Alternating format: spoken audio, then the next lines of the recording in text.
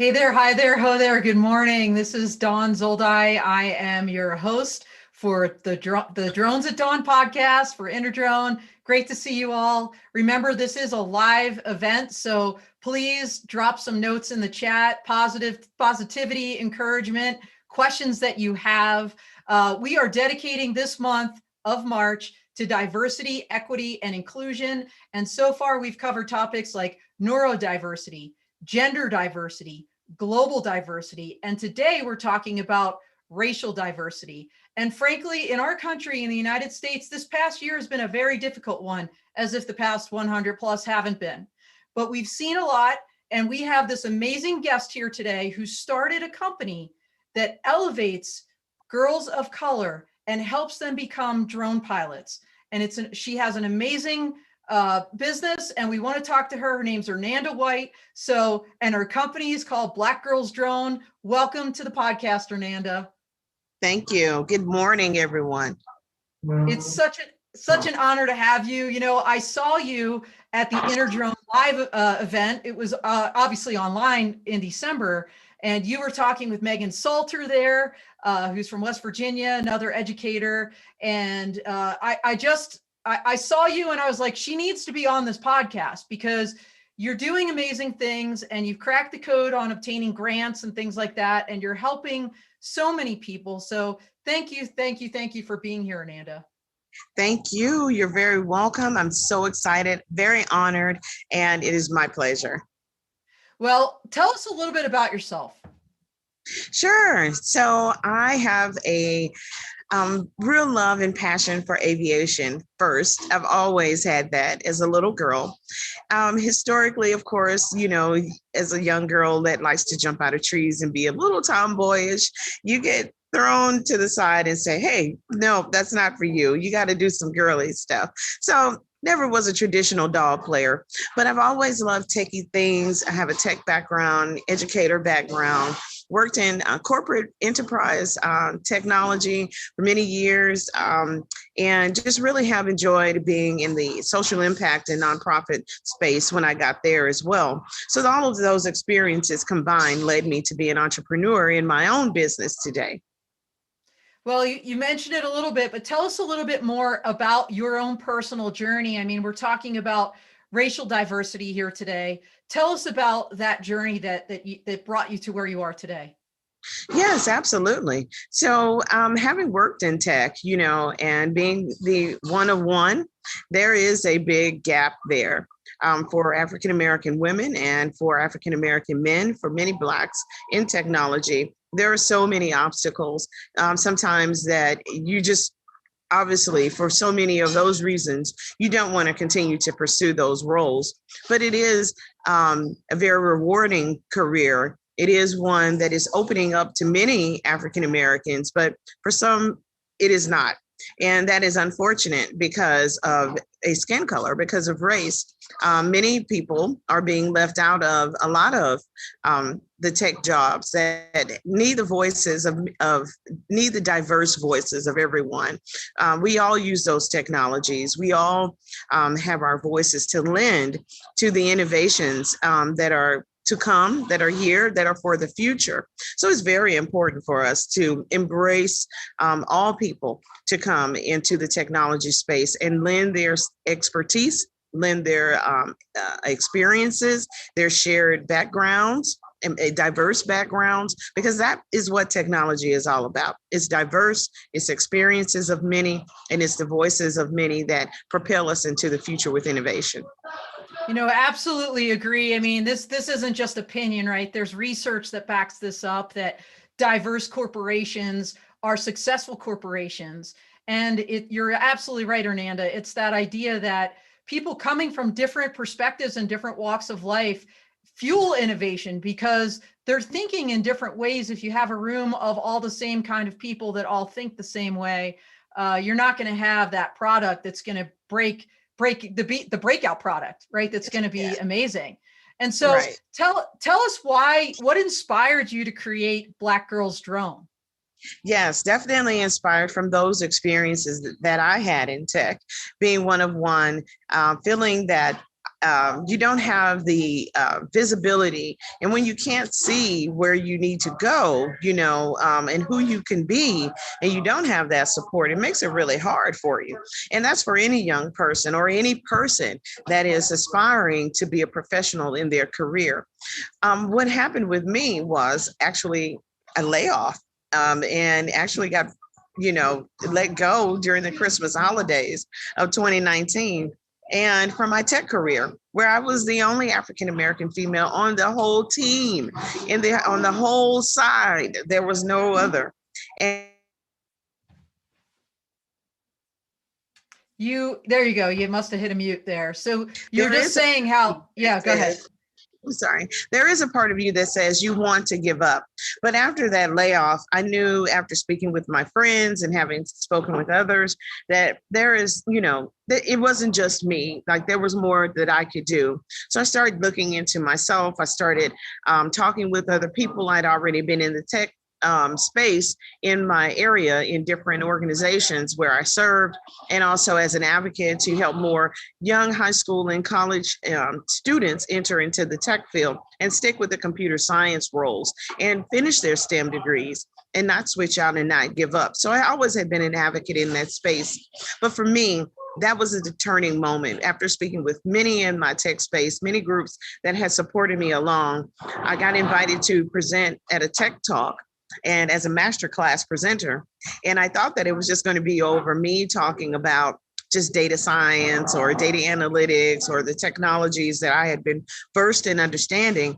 And it wasn't. It was actually a little more than that. And this was an invitation to present at the Denton Black Film Festival Interactive Expo as a technology expert. And once she laid out some of the things that they had, some of the technologies, VR, AR, AI, 3D printing, and then drones and robotics. And I was like, oh, I love robotics. I love drones. I love aviation. I could see how this is so innovative in film. And we started talking, and I started doing research. And the more and more research I did, the more abysmal it looked. I was like, there's no Black women in this space. Lack of representation was the first thing I noticed when I started researching. And then when I ran across a few other statistics that backed that up from the Sisters of the Skies, and I went to a Bloomberg report, and I saw the numbers that they had for women in aviation, women in not just aviation and UAS. They not only count aviation, they also count the UAS space as well. And then when I started searching for it, I only ran across one or two African-American women. And when I saw that, I said, the numbers don't lie. I worked in data science, so I believe the data. And I went to work. It propelled me to be even more empowered to offer this to young women who are missing out. That's a wealth gap, that's a gender gap. There's a pay gap. There is a technology gap. There's the experience gaps. And that puts people socioeconomically behind. And if you don't know it, and if you don't see about it, I've spoken with many kids and they don't know because they're too busy with their heads down, so they're not looking up. And so this is a way to empower these girls, to let them know. And now when I talk to young girls, they're like, oh my gosh, this is so exciting. This is so cool. And we didn't know about that. I've never heard about that. Well, my friend had a drone, and now they know that this is not just a toy. It is a tech tool for innovation, and it's more than just flying drones. So, wow. I was just at that Wings Over the Rockies Women in Aerospace event on Saturday. We did a live broadcast from there. And I have to tell you, Ernanda, it was so refreshing to see all the different girls, the sizes, shapes, colors of girls that came to that event in Aurora, Colorado. And, to see them getting inspired by people like Dagmar Kress, who's an aviation, who's an expert aerobatics pilot. And, I was out there repping women in drones, but you're right. The numbers are small. And when you think about, people think women and drones, they think women in general, but, Kim Crenshaw is famous for talking about intersectionality and this idea that all women are not alike. If you're a woman and you're a woman of color, you are an even smaller category and smaller statistic. And, I really do appreciate that. And I love what you're doing. So can you explain to us a little bit about how you are helping these young girls get inspired to continue on in STEM, to want to be drone pilots. What exactly does Black Girls Drone do for them? Sure, absolutely. So what we do is not only do we empower them to step up and learn the drone technology, but we also want them to understand the aviation and aeronautics that come with that and aspire to be more and start there and getting into the seats and, putting their feet on the ground and their thumbs on the controls to understand how to fly a drone. But it's more that it's the science and it's the technology that will bring the innovation for them. And we want them to understand, we teach them that this is your beginning, because if you start here, we can go there. And then we introduce them to the next things that are also in the ecosystem of the UAS space, because as we know, the UAS space is underneath the umbrella of the aviation. Actually, it shares that space with the aviation. And we want them to think like a pilot. We want them to think like a scientist. We want them to think like a technologist. We want them to think like a strategist. And so we help them plan and develop their career pathways in not only drones, but moving throughout the aviation ecosystem. Well, tell us about some of your success stories. You've been working with these young women for a little more than a year now in your company. Tell us what you've been able to accomplish. Absolutely. So our girls are so excited. This summer we'll be jumping off our second summer camp. Hopefully it will be virtual, and it's going to probably be hybrid, but we'll be doing that again. And then we're also going to be working with students to get them prepared to take their Part 107 by the end of the summer. So when they go, the juniors and seniors, when they go into school next year, they'll be Part 107 certified. We're also working with the young ladies to develop their first mission. They're going to do a flight plan. They also have a mission that they're going to carry out. And then they will also be working to prepare themselves to compete in the robotics competition with Bell Flight. That's our biggest thing that we're working on now. We have a group of 25. We'll be the first African-American all-Black female team that will be on Bell Flight in their competition for 2021 in November. And so we're preparing our girls to engineer, build, test, and program. All of our girls code, all of our girls test, all of our girls engineer. Oh my gosh, that's incredible. What I have to tell you, Ernanda, maybe you already know this because I know you follow me on LinkedIn. You really need to nominate your team, that team, for the one of the team awards for the Women to Watch Global Awards program, because that is amazing. And of course, Sharon Rossmark, right, the CEO of Women in Drones, is one of the preeminent women in the drone ecosystem. She is a Black woman. She's done amazing things. I have the greatest amount of respect for Sharon. And if you're not linked up, I'm going to do that after this podcast. But so Absolutely. Tell me, who are your partners for this endeavor? Oh, yeah. So our partners are Bell Flight right now. And then we partner with a lot of other corporate organizations. We have sponsors that have helped us along the way. And we also team up with our school districts locally. We work with our school hand in hand, being a STEM vendor. I get to work with the students through internships. We have internships coming up this summer in the fall. So we work hand in hand with the schools, because right now our primary focus is getting the districts in line, and then also working with those career and technical and education spaces in the school system for the 16 plus, and then the earlier kids in the earlier grades. We have a small program that we team up with our local partners, Seeds to Sims and the Math Olympics, and all of those people are part of our ecosystem that we work with to bring this to fruition. And maybe other people know this, but what state are you in, and what school system are we talking about when you say you're partnering? We're in Texas. Texas, the great state of Texas. And I'll tell you what, when I look around the drone industry and I think, what are the states that are out there doing amazing things? Texas is one of them, right? Ernest Huffman and Maggie Schuster, and the Council of Governments that focuses on all, Adrian Doko. Those are just a few names that come to mind in Texas. Yep. And of course you've got North Carolina and North Dakota and all these things. But, one thing I'm going to throw out to you to consider also, Ernanda, U.S. drone soccer is literally kicking off this summer. And I would love to see those girls on a U.S. drone soccer team. And so let me link you up with Kyle Sanders as well, because I think what he is doing is amazing. The two of you partnering, literally the sky is the limit there.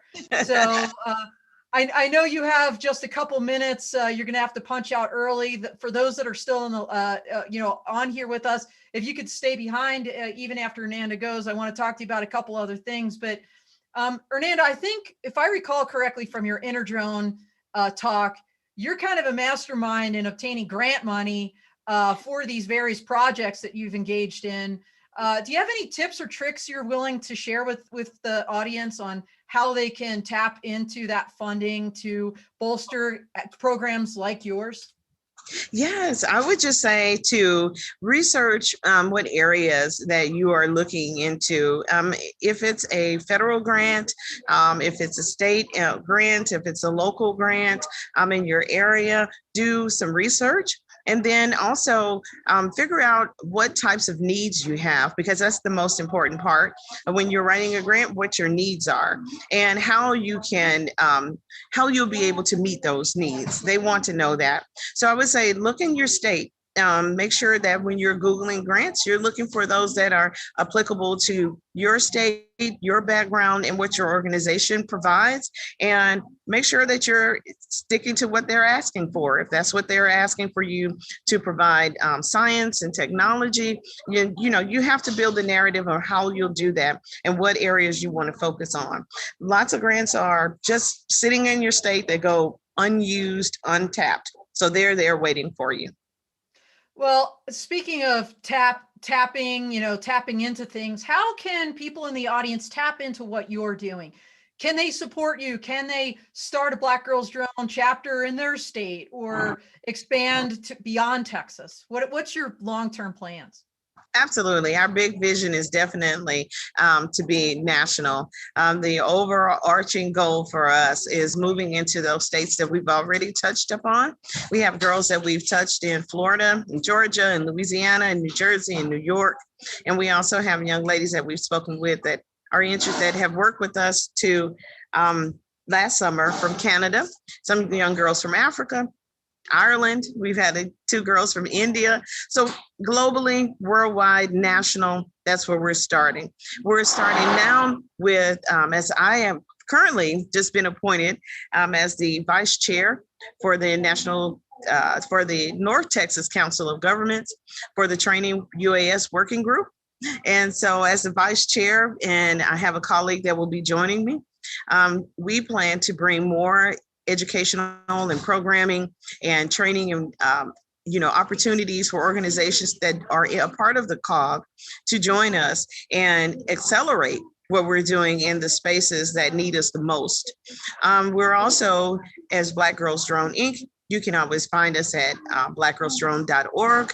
You can also help us start a chapter in your area. If you're in a major city, if you're in a rural area, we definitely want to talk to you and see if that would be something that would be a fit for your girls in your area. Well, that's great. I know you have to go here probably in a second, but before you do you have any parting thoughts, any words of wisdom you want to leave with the audience, Ernanda? I would just say when you educate a girl, you empower the world. And the biggest thing that I would like to say to folks is that STEM is for everyone, and this STEAM is for everyone. And we are looking for partners, we're looking for friends, we're looking for supporters, and we're also looking to lend our voice to any platform that you have that will open up these conversations for us to be more diverse, more equitable, and more inclusive.